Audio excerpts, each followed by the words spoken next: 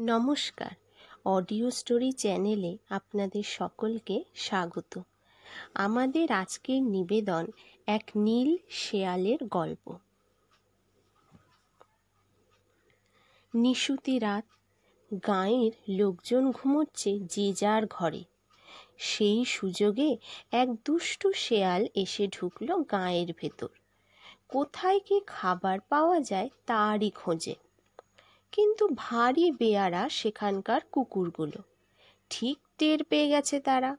অমনি আর যায় কোথায়, দল বেঁধে তারা ঘেউ ঘেউ করতে করতে তাড়া করলো শেয়ালটাকে। পড়ি মরি করে অমনি শেয়াল তো দে ছুট। ঝোপঝাড় বনবাদার ভেঙে ছুটছে তো ছুটছে, পেছনে তাকাবার আর সময় নেই। গ্রামের শেষ মাথায় ধোপা পাড়া। এক ধোপার বাড়ির উঠোনে ছিল নীল গোলা জলের এক মস্ত গামলা। ছুটতে ছুটতে শেয়ালটা শেষকালে পড়বিত পর ঝপাং করে পড়ল সেই নীল জলের গামলায়। জলে হাবুডুবু খেতে খেতে ভাবল, আগে তো বাঁচা যাক শয়তান কুকুরগুলোর কবল থেকে। শেয়ালকে দেখতে না পেয়ে খানিক হাঁক ডাক করল কুকুরগুলো। তারপর ফিরে গেল যে যার রাস্তায়। যাক বাবা, বাঁচা গেল। শেয়ালটা আরও খানিকক্ষণ লুকিয়ে রইল সেই জলের গামলায়। তারপর ভোর রাতে বেরিয়ে সোজা পিঠ টান দিল বনের দিকে। কিন্তু হঠাৎ হলো কি বনের জন্তুগুলোর? হাতি, ঘোড়া, বাঘ, সিংহ যার সঙ্গেই দেখা হয় সবাই অমনি আঁতকে উঠে ছুটে পালায় শেয়ালকে দেখে, যেন ভূত দেখেছে। ব্যাপারটা কি? রাতারাতি কি এমন ঘটে গেল কিছুই ঢোকে না শেয়ালের মাথায়।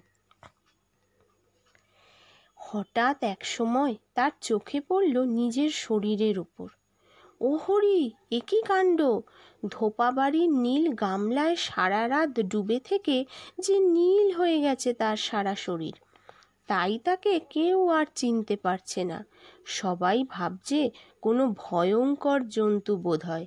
সবাই ভয় পেয়ে তাই ছুটে পালাচ্ছে তাকে দেখে। নিজের মনে খুব একচোট হেসে নিল শেয়ালটা। তারপর এক দুষ্টু বুদ্ধি জাগলো তার মাথায়। এই সুযোগটাকে কাজে লাগাতে হবে। একটা উঁচু ঢিবির ওপর উঠে সে গলা ফাটিয়ে হাঁক পারল, ওহে বনের পশু পাখির দল, আমি হলাম স্বর্গের সেরা পশু দেবতা। স্বয়ং ভগবান আমাকে এই বনের রাজা করে পাঠিয়েছেন। আজ থেকে আমার হুকুম মতো তোমাদের চলতে হবে, নইলে কারো রক্ষা থাকবে না। নীল রঙের এমন অদ্ভুত জন্তু তো বনের কেউ কখনো দেখেনি। তাই সবাই বিশ্বাস করে নিল শেয়ালের কথা। এক বাক্যে রাজা বলে তাকে মেনে নিল। তার কথায় উঠতে বসতে লাগলো, তার হুকুম তামিল করতে লাগলো। রোজ সন্ধেবেলা রাজসভায় হাজিরা দিতে লাগলো। শিয়াল মহারাজকে তখন আর পায় কে। কিন্তু মহারাজ হলে কি হবে? আসলে শেয়াল তো, সেটা সে কিছুতেই ভুলতে পারে না। অন্য শেয়ালদের তাই সহ্য করতে পারে না, তাদের ধারে কাছেও ভিড়তে দেয় না। সবসময় ভয়, পাছে না ধরা পড়ে যায়।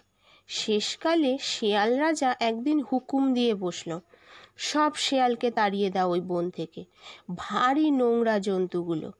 ব্যাস, যেমন হুকুম তেমনি কাজ।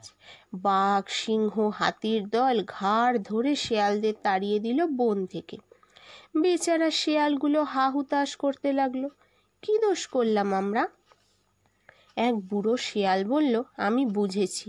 অনেক দিন থেকেই আমার সন্দেহ হচ্ছিল। আসলে রাজা টাজা কিচ্ছু নয়, ওটা আমাদেরই মতো শেয়াল একটা। কি করে গায়ের রংটা নীল করে ফেলেছে, তাই ধাপ্পা দিয়ে রাজা হচ্ছে। দাঁড়াও, মজা দেখাচ্ছি।